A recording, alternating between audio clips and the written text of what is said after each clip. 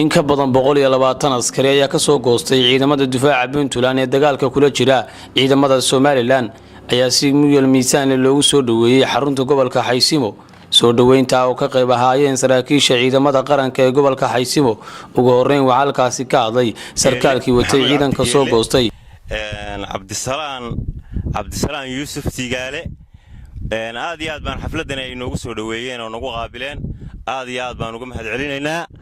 waana filaynay in sida naloo soo dhaweeyo oo nala qaabilo mid aan filaynay weeye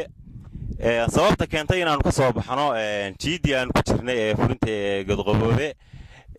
beelaha isugu yimaadeen ma jirteen sababta keentay inaan ka soo baxno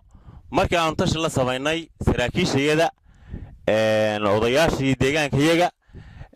madaxda dawladda dhexe noogu jirta sida maxaan ku dhahdaa ilaa barasaabka wasiirka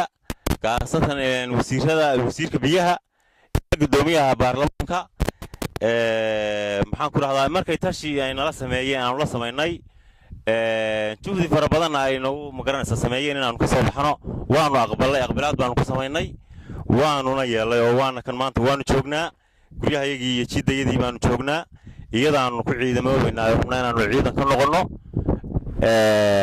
taas markaan waxa weeyaan ka gudbo waxaan u baahannahay annagu maadaama aan fulinay waajibaadkiina la ka rabay aanu nimi tirada ciidanka aanu ku soo gudubnay waxa weeye waan jiida kaga soo baxnay 118 ciidanku uu kala maqan yahay oo hal baabuur baanu ku soo gudubnay oo noo qaadi waayay dhiiri dartiis baanu soo gudboynay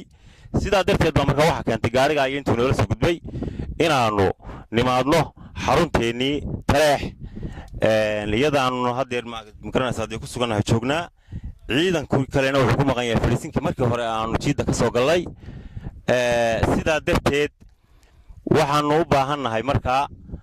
dawladda maadaama aanu ciidan qaran aanu ku soo biirnay oo aanu ciidankii qaranka u nimi oo aanu dawladdeedii ku soo biirnay waxaan u baahannahay waxqabad buuxa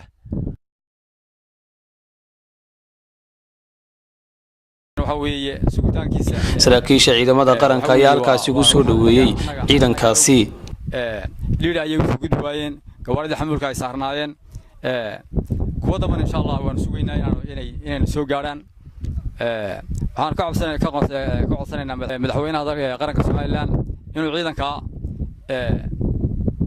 sida aan u qarameysanahay in loo qaramay xuquuqdooda loo siiyo ayaan madaxweynaha ka codsanaynaa taliyaha ciidanka Nuux Ismaaciil Taani jananka ciidanka isagana si laga taliyaha ka codsanaynaa ciidankaas waxay soo gaareen anana aad iyo aad baan u soo dhaweynay wayna maqleen oo runtii xaaladaha meesha ka jira iyo beelahan maartay halkan ciidamada halkan leeyahay Puntland waa ciidan waxa weeye waa staafkii hebel waa madaxtooyadii waa beelash waa ciidanka reer hebel waa beelash yimi weeye hasaat ciidan dawladeed oo meesha ka jira ma jiro waxa weeye Puntland halkan waxa yaala Taleex waxa shir ka geysteen waa loogiya rag lafiisi baa yaala aan wali googoyn marka ugu horeysa ciidanka waxaan salaan sharaf uga gudbinaynaa madaxweynaha Jamhuuriyadda Somaliland mudane Muuse Biixi Cabdi marka labaadna waxaan salaan sharaf uga gudbinaynaa ciidanka taliyaha ciidanka qaranka Somaliland General Nuux Ismaaciil Taani marka saddexaadna waxaan salaan sharaf uga gudbinaynaa ciidanka saraakiisha sida jaranjarada oo kala sareysa ciidanka qaranka ciidankana waxaan leenahay soo dhawaada maamulka iyo saraakiisha iyo madaxdeedana waxaan leenahay loo dadaalo oo ciidankan waajibkiisa hal mariyo ragga kale xogaa rakiigu yar galay ama arrimaha Puntland waxaan kaga hadlayaa Puntland wax far badan bay dadka iyo dalka baabiisay iyada dayacday meel xun iyada wax dhigtay